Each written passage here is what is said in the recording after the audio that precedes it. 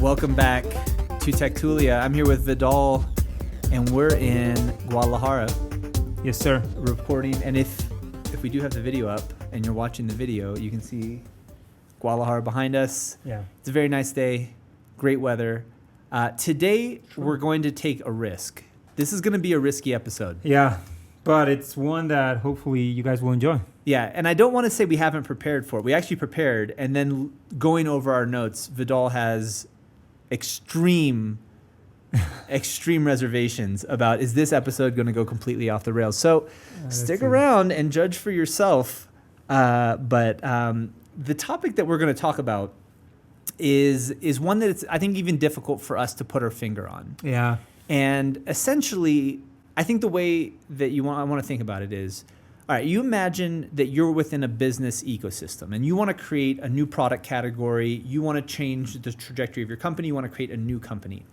And, there's all these books about strategy. Mm-hmm. But essentially, the two ways that we're going to contrast today are you going to be a puzzle piece where you find the right shape hole in the market where you think there can be a big improvement, mm-hmm. and can you just slap something into that hole and fit it perfectly?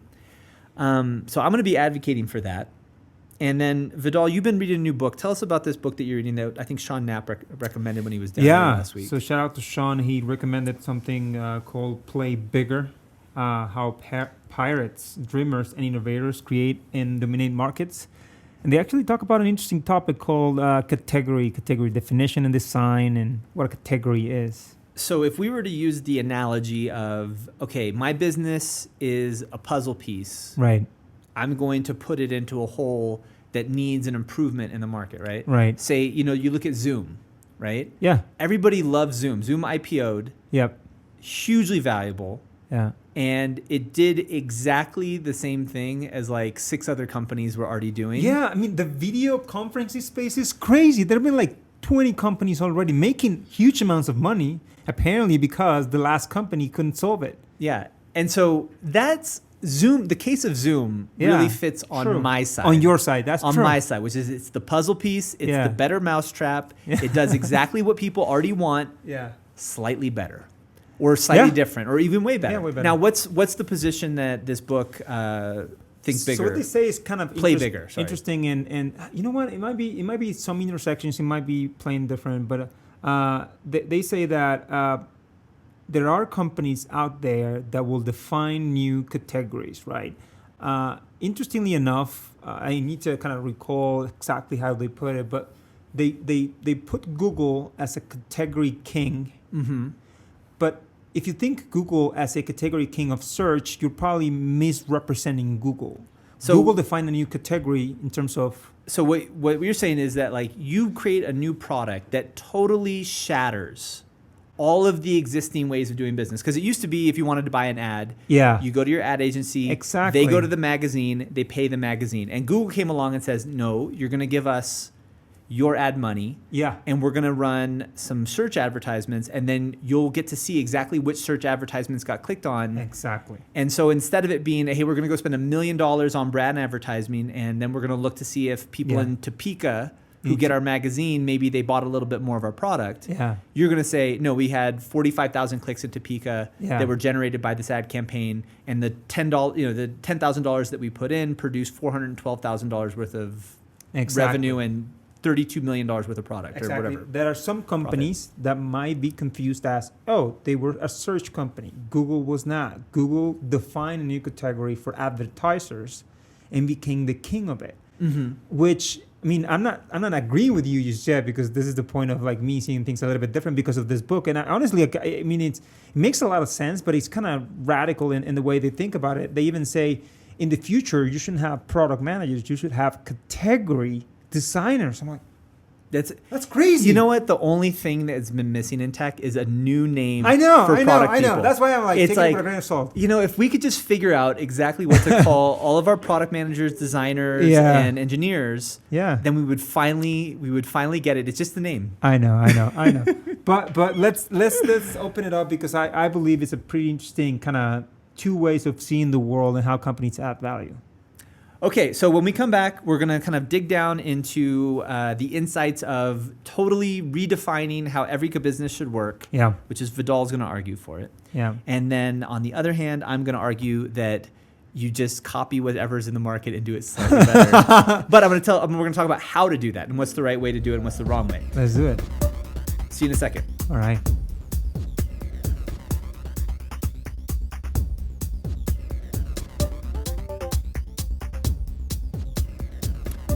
All right, so we're back, and in this segment, we're going to take the first half, which is my half, of this kind of dichotomy between radically reorganizing an industry and just playing your role or playing your part. And obviously, a company's strategy can flip from one to the other as you move forward, right? If you take the radical approach, you're probably going to start with early adopters, and you're going to go through like the crossing the chasm period where you need to get everybody over onto your new way.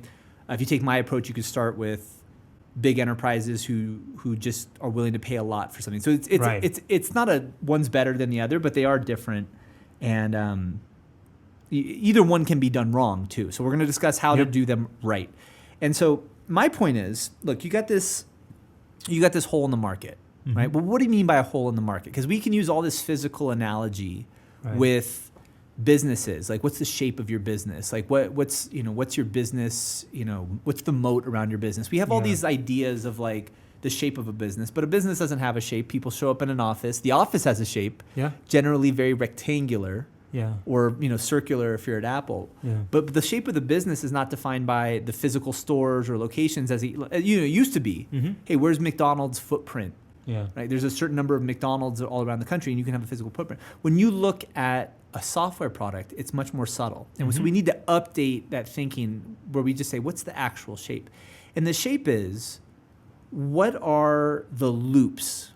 And I'm going to use some topology here. Okay. I'm going to keep it light on the topology. But when you think about what is the topological shape of something, the famous example is a donut is the same as a coffee cup, a coffee mug. Is the what? So a donut is the same. Is the same. Is the same. Is homomorphic. Okay. To a coffee mug. Now, why is that? And because I think it's pure coincidence, man. No, it's not coincidence. There's a reason that they're defined as the same shape. We just decided that's what mathematicians do. Like, you think a duck is the same as a robot? Yeah, they are. Write that up. That's the paper. No, the physical, the way that they describe it is the number of loops. Okay. Essentially. So if you think of a donut, you have one loop, and so you would have to make one cut to kind of like break the donut. We just cut it, and then it would be a string. But now it's a loop. Oh yeah. Because it has a hole in the middle, but then it's connected, right? Yeah. And that is so it's. Like it has like a winding number of 1 or something like that. You can come up with all these definitions. Now, if you think of a mug's very different. But the number of holes in a mug, if you really think about it, is just one. It's the handle. True. Right? What is the other one that doesn't have an end? That goes on top. Are you talking about a mug? Yeah. What are you talking? I told you this is a high risk episode. What? All right. So anyway, I believe mugs have 2 holes. One. Well, no, it's not. Because you can't imagine you were to tie a string through the hole, you can't tie it through the top, right? It would hit the bottom and you wouldn't be able to make a complete loop. It probably is my poor English, but isn't a hole also like a hole in the ground, right? And it doesn't need to be. And from a topology, and now English is one thing, and mathematics is another one. But so you're like, what happened in this episode? It's completely off the rails. If you made a hole all the way through the Earth, then the Earth would be the same as a donut in the sense that it has one hole through it. Anyway, so it'd have a winding number of 1, and that's how you get to its shape. Now, when you think about a business. There was a point to this. If you think about a business, actually a business is made up of a bunch of loops. Right?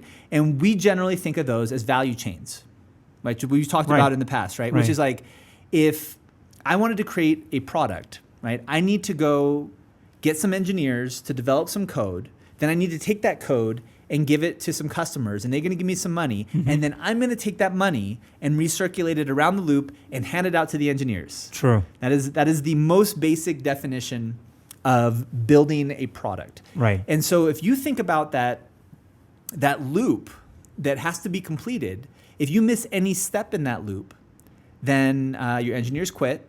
Or if you don't provide the code that's valuable to the customers, quit. They quit. Yeah. Or if you don't show up to work that day or you run out of cash, like your business is over, right? So it's like, and that's so you start to get these kind of like these loops of value. And the whole trick with running a business, or at least this is my whole approach to it. If you want to type, what's the shape of my business? Is like, who is involved in each of those loops? How many separate loops are there? Mm-hmm. And am I actually going to be able to change every step of that loop? So if you think about Zoom coming in, Mm-hmm. they did a few things, right? Whereas like WebEx or some of these older companies where you purchase the license, Zoom went with a free to buy, like a free to use freemium model, Mm-hmm. right? And instead of them having kind of complicated like servers that you had to buy, it was all cloud or all that stuff. But you needed essentially for Zoom to work, you needed people to download a new Zoom application. Yeah. And then reset their calendars. I think were the two big steps for us. And so you had to, as a CTO, had to get the IT department to provision the new calendar stuff and allow it all on our network. But once that happened, we didn't have to pay to test it. Mm-hmm. And so we started using it. And then we went around the loop once. We liked it. Yeah.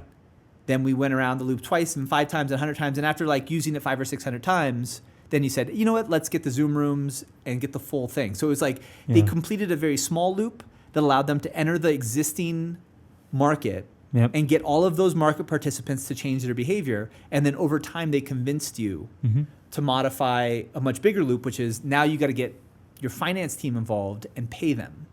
Right. And so when you think about a product, not as a brick that you're like going to send to somebody or like, build something with, you think of it as, no, there's all these loops that I need to first understand. Right. And then, and this is my point, the genius of Zoom was to go in and take advantage of the very same buyers, users, everything in a way that they didn't have to really change anything about their business except that they were going to use Zoom instead of Google Hangouts or any of the existing users.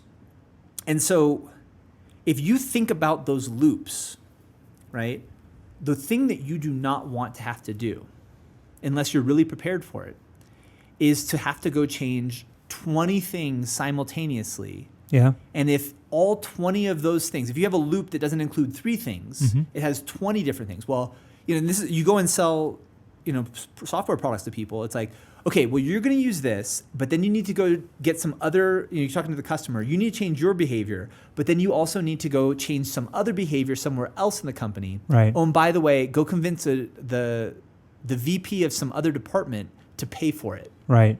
Like that's so many different steps that you're really struggling. And by the way, no one's recognized any value from this until all of those steps are done. Yeah.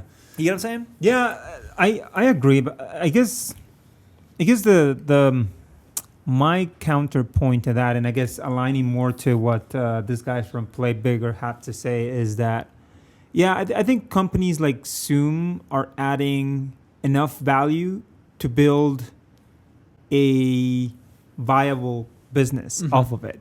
But what they argue, and I don't know if I'm making sense of this or not, but what they argue is, for example, think of Skype when internet calling was not a thing. That was when really they defined a new category, which was voice over IP, right? And it didn't exist before. And it made them the king of that category for a very long time. Now, I don't think we found the king of that category. There have been many kings because the problem is very hard to solve in terms of video conferencing. I don't know if this makes sense, but the guys at Play Bigger argue that there should be a different way of servicing this market that is not just competing with the rest, but actually making it very, very different in a slightly different, in a slight way. Let me do a thought exercise to see if you like this. But that's the whole point of having this debate. What if Zoom were to have said, you know what? There is a fragmentation of the market. I can either come in with a solution that continues to fragment the market. I need to choose whether I use Zoom or Google Hangouts or WebEx or GoToMeeting or whatever. Or can I build technology so that with a single solution, you can interact with any other service around, and I'm going to be the guy playing for the whole, solving the solution of video conferencing once and for all, right? Because if not, I'm just another company trying to do the same thing as the last company. Okay, so I think in this segment, we really talked about my side. I think we should expand upon what it looks like from the other side, which is the reorganize the market and change how everyone does business, but be at the center of it. So we'll do that when we get back. All right.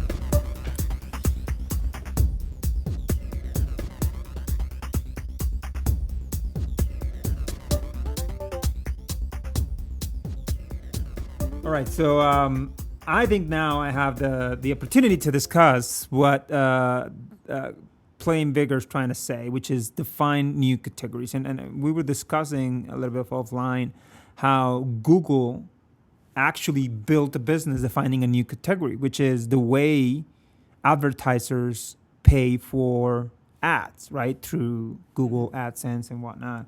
And the point being is, in the internet era, right, it's not enough to just beat your competitors or be slightly better than your competitors.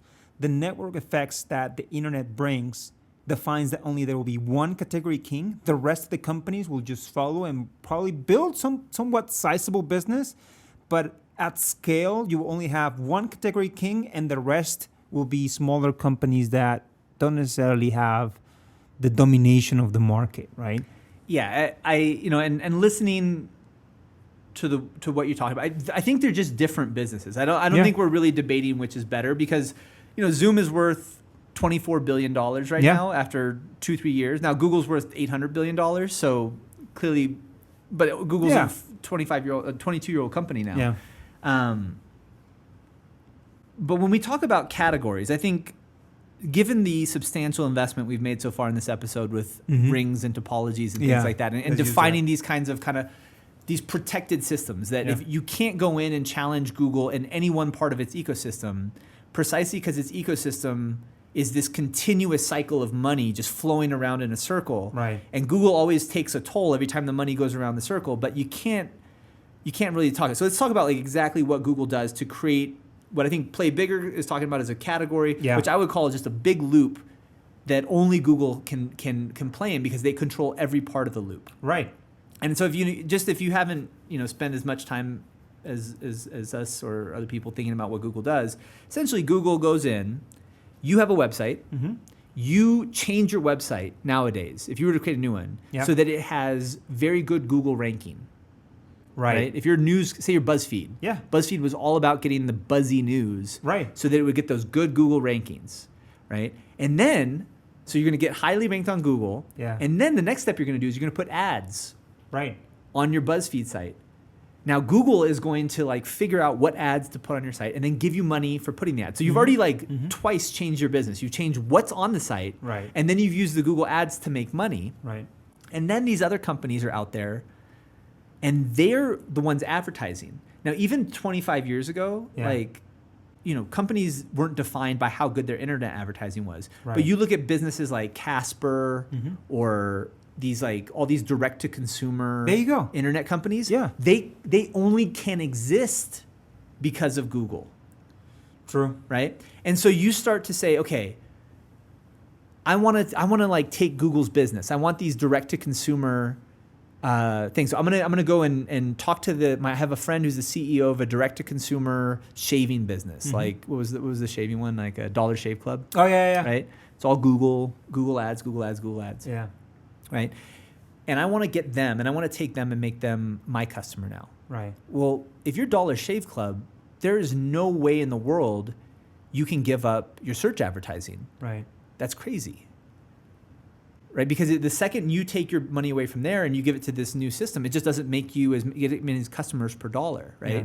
And so then you say, okay, well, clearly I can't just go after Dollar Shave Club. I need to go after BuzzFeed as well and get them as a customer. Yeah. Right. And so you try to do that, but BuzzFeed says, well, look, unless you already have Dollar Shave Club and 500,000 more businesses as customers of your ad business, I can't afford to give up these Google spots because they just pay me more. Yeah. And so you say, okay, then in order to challenge Google, it isn't a matter of building a search engine because they're not a search company. Nope. They're an ad company. Exactly. And so even if you're Microsoft and you go build Bing, you just simply don't have all of these sites who've built themselves. Exactly. And I think that's, if you don't consider the entire ring of all the stakeholders who participate in that ecosystem, then you'll never understand the shape of the company. And Google has a ring that encompasses hundreds or millions of companies simultaneously, and they all pump money around this circle. Yeah. And there's no one point you can attack it, and that's why they're worth so many billions of dollars. And the only company that's really created a similar ecosystem is, I think, Facebook. Yeah, and well, the point they make is I can also talk about, for example, Slack, that I believe is also another category king. You don't see any other enterprise messaging application in the horizon right now. Even though IRC and some of these tech were already abundant in the market, they just made it super easy. Kind of, I mean, the way to, I mean, I feel like, okay, so let's say I have a type 1 and type 2 company. Type 1 is my type, which is the puzzle piece that fits into the existing ecosystem. Right. Type 2 is a category king like yours. I feel like that Slack is a type 1 company.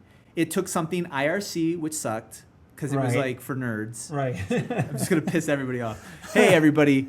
I hate you personally. No. Every listener, let me know. I'm going to try to offend you personally by the end of this podcast. No, but like IRC worked, but you had to have a special command line, or you had to have the command line open, or maybe you had a special interface. And Slack just made it easy for everybody in the whole company and to work between companies, and it did its own layer. Yeah.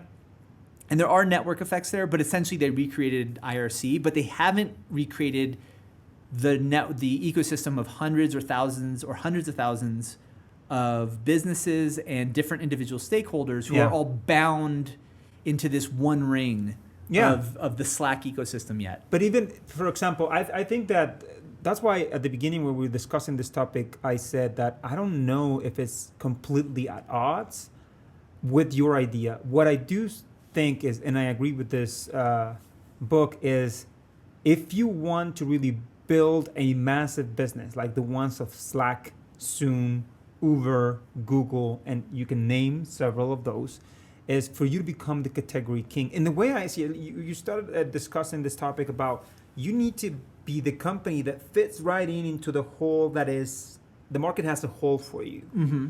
And I think it's slightly like that, but think of it as like turning it around, turning it sideways, and seeing that it doesn't fit and still going with it because you might be onto something, right? Well, yeah, the market can change. And I think the difference between the type 1 company that's fitting in the puzzle piece and the type 2 company you're talking about is a type 1 company, at least initially, views the market as a static, it's just a static set of people buying a fixed set of products. And I just need to make my particular product better than what's out there. And a type 2 company, which is going to massively change the market, sees the market as dynamic and changing. And they say, look, we're going to do things that are going to fundamentally re-alter how all money and value flows in the system, which is a much bigger problem to solve. And so obviously, if you do solve it, the rewards can be much bigger as well. And what these guys have to say, and what I like about the whole thing, even though it sounds kind of conflating and, I mean, super weird sometimes, like they argue that now you need to have a category designer on your team rather than more product managers, which is kind of out there. But hear me out. I believe that what they're arguing about is you at least need to have founders that are playing for a bigger game, right? Mm-hmm. That's one. You might not make it to be a category king, but at least you need to know that you have the capabilities.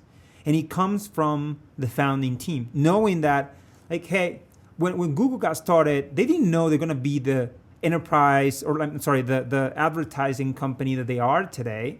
They thought, I have a pretty good search engine. I mean, back in the day when they started, they were trying to sell an appliance to Yahoo to do search better than them. They were even about to be acquired by Yahoo by just doing search. Mm-hmm. But they kind of not pivoted, but they found what actually became their category. And then what this guy says is that some companies are born with that idea very clear in mind. Some others stumble upon it, but even if you might be, as you're acting as a company, and you might be fitting into the hole that the market has prepared for you, but if you have the mentality of playing bigger, many opportunities for defining a new category will come your way, and you just need to be the type of team that will see them, shape them, and take charge. All right, we're going to come back in a certain amount of time. You're going to hear the music. It's going to... But when you come back, after you hear that music, we're going to tell you All right. how to figure out how to be a category king. That's going to be hard. Like I said, we're going to take massive risks in this All right, episode. let's do it. We're going to... Look, if we said it, it's going to happen. All right. Come back after the music. Let's do it.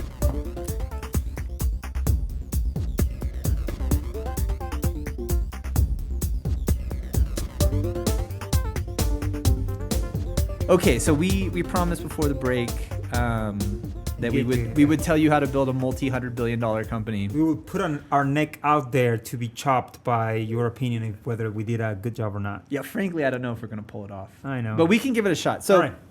here's the thing, is in order to really, and I would love to hear what the actual book says. I've only read the first chapter where they talk about how they like to surf a lot. Yeah. But in my mind, the key to this product marketing and positioning that is necessary to produce a category king is to really understand what are the kind of the different value chains that already exist in the market. I think the one piece of advice, and this is pretty much going to be the only answer I'm gonna give, unless the book has some good advice. But the only advice is that you really need to understand what are people's motivations in the market to really understand how your product can fundamentally reorganize them.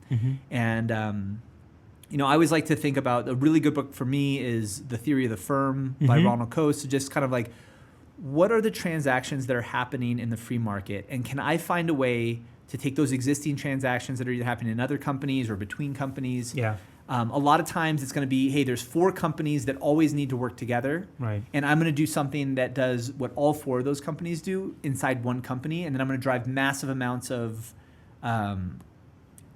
innovation to reduce the costs internally. Like, I think that's how you start to really, fundamentally think about how to reorganize the market. But if you only think about what your product does, Right. and you don't think about your company as a way of fundamentally reorganizing those value chains, then you're not going to do it. And obviously, if you don't understand who are the specific stakeholders, why they're buying things, what prices they're buying at things, if you don't even have, like you said, the type of founders who are going to build category kings are the ones who have a strong appreciation for, hey, how much does it cost to do this right now? Yeah. What are all of the different companies in this space?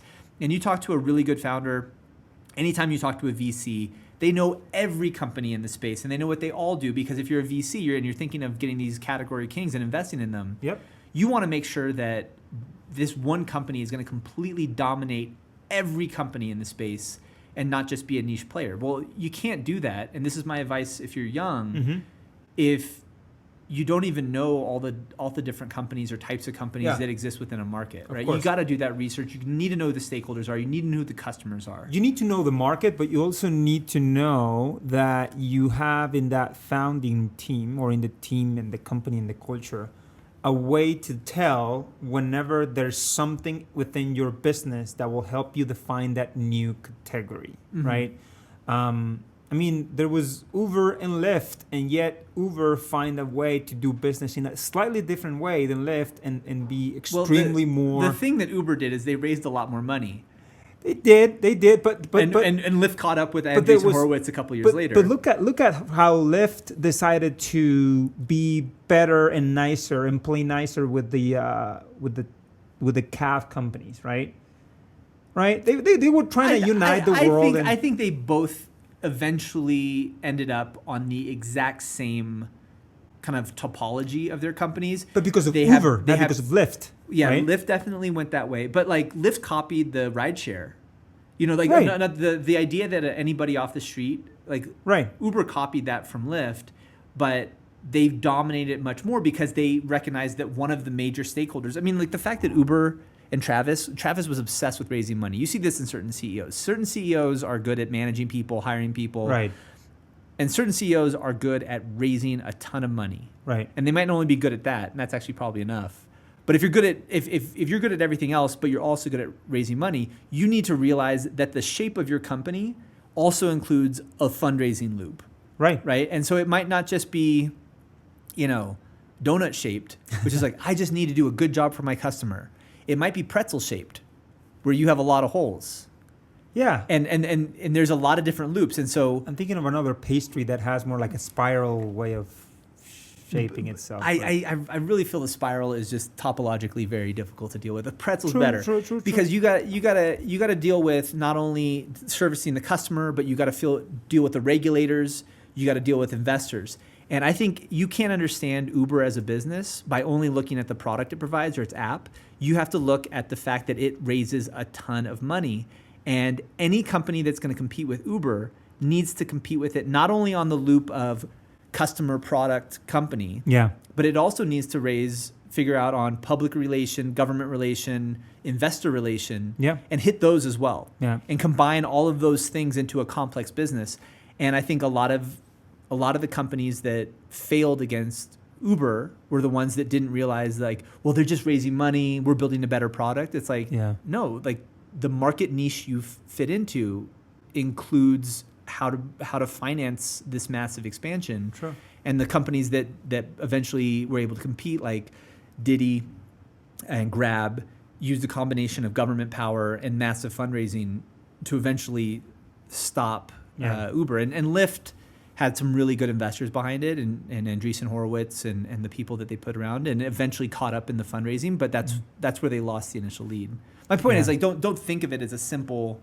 No, it isn't. It's a simple thing, and if you don't consider all the different moving parts that are obviously there, how are you going to win? No, and obviously, I mean, you should, if you're interested in. They even have a methodology at Play Bigger. They have a way of designing. I haven't gotten to that yet, but they do get into it. I would say go read that book if you're interested in defining a new category. What we should be kind of discussing and making a point in this podcast is. At scale and with the age of the internet, I think these guys have a point where there will be one or two companies, there will be a multitude of categories, right, on the internet. Like marketing tech, it's not going to be a category. It's going to be a vertical of business, and then you have a bunch of little categories, right? And there will be a category king, and then the other companies that didn't make it, right? So you need to find the kind of space that you're in, that you need to understand that if it's very broad, you don't have a business. You don't have anything differentiating you from the next guy, right? Like the guy that is serving food in a different way of like the next guy being more efficient, I don't know. But if you have a way to solve a customer or a market need in a slight different way. In a defined set of there's like a little ecosystem where people are constantly making interactions, and it's pretty well separated from the rest of the market. If you can figure out how to organize all of those transactions within the entire market, that should be your goal, not just taking a very small set of them and trying to limit yourself there. Because eventually a category king will emerge, and if you're not the category king, your business is worth nothing. Yeah, exactly. Or very little. Very little. And at scale and with the network's effects of the internet, you'll be left behind, and you'll be scrapping to raise money and probably marginally adding value. Like, for example, I still cannot order a Lyft in Guadalajara. I have been doing so for the last 4 years from Uber. So there you go. And they didn't raise enough money to do global expansion. Yeah. All right. Well, I think that pretty much sums it up. Thank you for sticking around on a highly experimental, hopefully interesting. We never know. You never know. It's like talking about your kids. Like, everyone thinks their kids are cute. And you just let them go, and you're like, some kids are very, very cute, and you do want to see the pictures, but some are. This is a boring picture of a baby. I don't really care, right? And so for us, all of our podcast episodes, we always are, but we would love to hear from you as well. What's your latest culinary discovery that you had? That's why people are really sticking around to the end. Yeah. What's the latest? I don't know. No Tacos Juan updates this week, unfortunately. I've been doing Uber Eats more lately. Yeah. It's trash. Why? There's no good restaurants. I agree. I completely agree. Like there's a couple bad restaurants, but not many. But it's just so extremely in the middle. Yeah. I'm waiting for there to be a business that just operates on Uber Eats. I'm gonna go a little bit probably outside the street food, but I've been having solomillo at La I Latina, Mhm. and it's the best steak I've ever had in my life. The best steak. Solomillo. I just went at there. I Latina. I had the octopus at I Latina. Yeah. Very good. I always get that. Just because it's the best octopus you can get. If I'm going to eat octopus every once in a while, I'm And then just gonna shout do it. out to I Latina because they were hipster before being hipster was a thing. If you come to Guadalajara, and I just recently got Bismarck around on this one.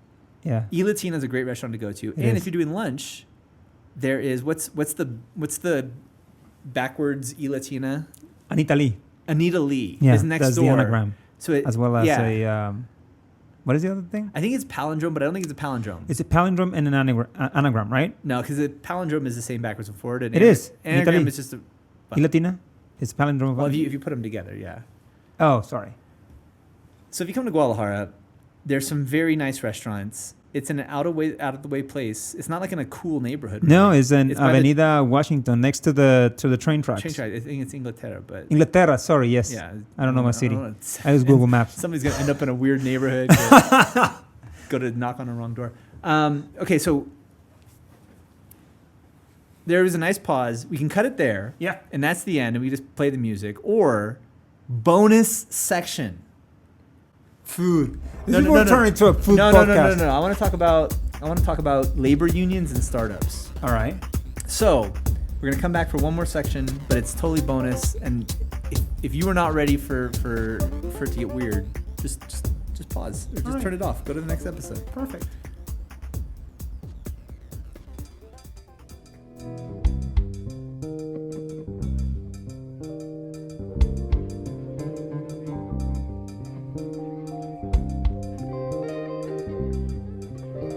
Okay, so bonus segment. Welcome to the bonus segment. It's We should do a thing. there's a magical light at sunset that's pervading the room.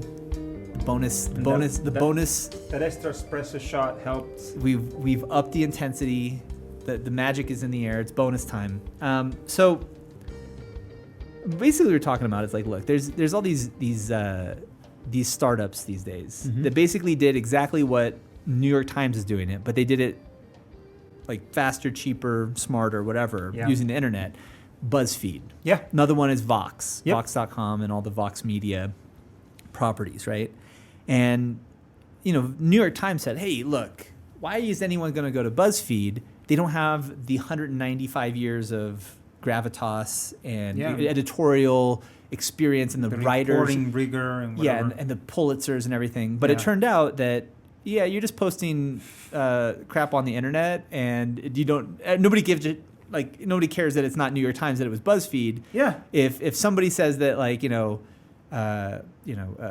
Justin Bieber got his haircut At and Supercuts. he got his haircut and he got his hand stuck in a meat grinder. Like, you got the pictures, BuzzFeed. I'm going to click on the BuzzFeed article. I don't need New York Times to tell me that Justin Bieber was in a horrible meat grinding accident. Yeah.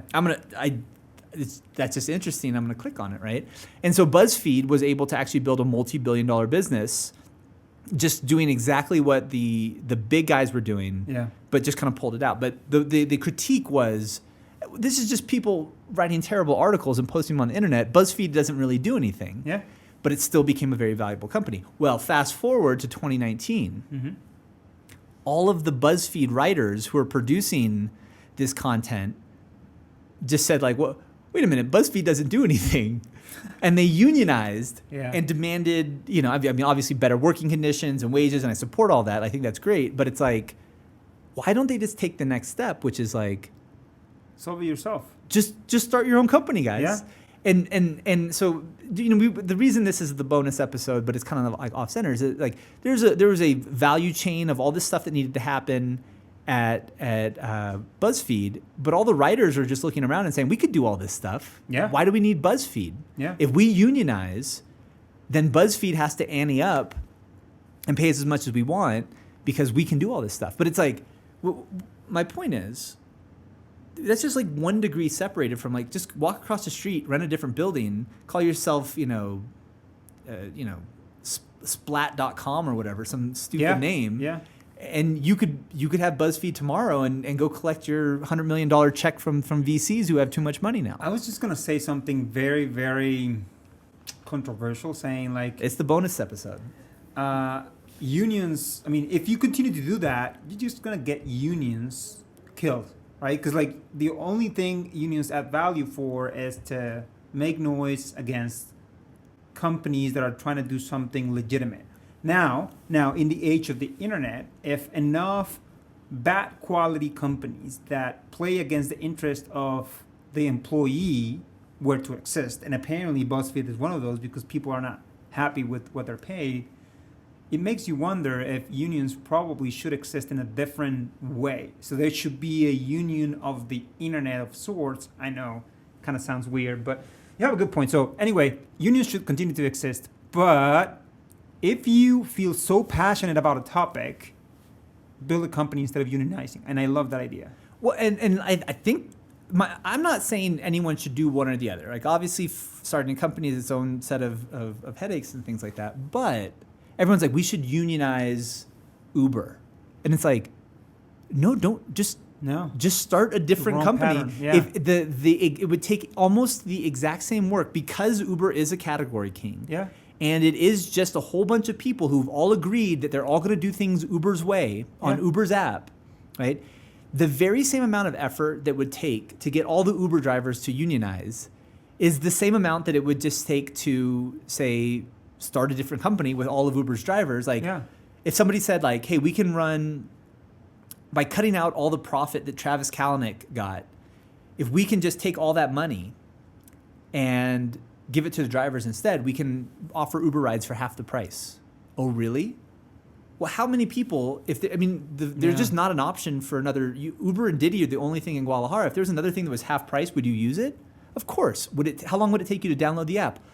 Like less than the amount of time it takes for the first Uber to get to the restaurant to pick you up, right? I've done that before where it's like, what do you mean there's no Uber? And I've already downloaded the app within 30 seconds, right? Yeah. So if you could just unionize essentially all of the employees, then you could have a separate company almost instantly that would be worth apparently $83 billion. Nah, software gets in the way because to build software, it takes time. How long does it take to build an Uber clone? Many years. Because we spoke about the modes and the power of acquiring data. Because Uber is not just an app. Uber is a logistics company, right? Many people have described them as that. And it's like, and to build that logistics firepower, it takes time. Now, who can build another Uber app? Many people. Can they build a lot of the functionality of all of the intricacies of regulation per city, of like preferences of users, of like all that complexity that now has been baked into an app like Uber? It takes time. I agree. Build a somewhat look-alike Uber app rather quick. Actually compete with Uber? Yeah. Okay. Last part of the bonus episode, bonus section. I got a conspiracy. Okay. This is Black Mirror. This is a Black Mirror episode. Okay, you got Slack, right? Slack knows everybody in your company, right? Right. And they know who works with whom at the company. Who exchanges more friendly messages with whom. Yeah, all this stuff, right? Yeah. But they know who's in finance. Yeah. They know who's in engineering. They know who's in all these things, right? Now imagine in this day and age, now you have a brand and some technology. But imagine if all of your employees, now we're in, if you look at the camera, if you're looking on the video, there are two exactly identical buildings. We're in the right building, and there's a left building. What if every Wiseliner just walked across to the other building and kept doing everything they were doing in the exact same way, but they just hung a different name on the door? Now I know exactly why that wouldn't work, but my point is there's a lot of companies where if all of your employees just decided, and all your customers, just decided to cut you out as the owner, right? And a company like Slack would have all of the information it needed to completely replace. And there was like a movie about this for humans. It was like Invasion of the Body Snatchers. Jeez. Where what happened is these aliens came and they created people that looked exactly like normal people. And then they stole their identity and they just continued on in their life. And I'm saying that the technology exists now for a company like Slack. Imagine if Slack was bought by AWS AWS knows exactly what your technology does, Yeah. and Slack knows exactly what every one of your employees does, and they just said, nope, it's ours now. But And they just started sending checks to all your employees, and that was it. I think that what you're trying to propose is that sometimes companies are adding very minimum value to a group of individuals that otherwise would work together in any other circumstances, right? Mhm. But I like where you're going, but we should probably speak about that topic in a whole new episode. All right. Well, thank you everyone for sticking around to the end of the bonus section, Yeah. and we'll see you next time on Tech Tulia. Thank you guys.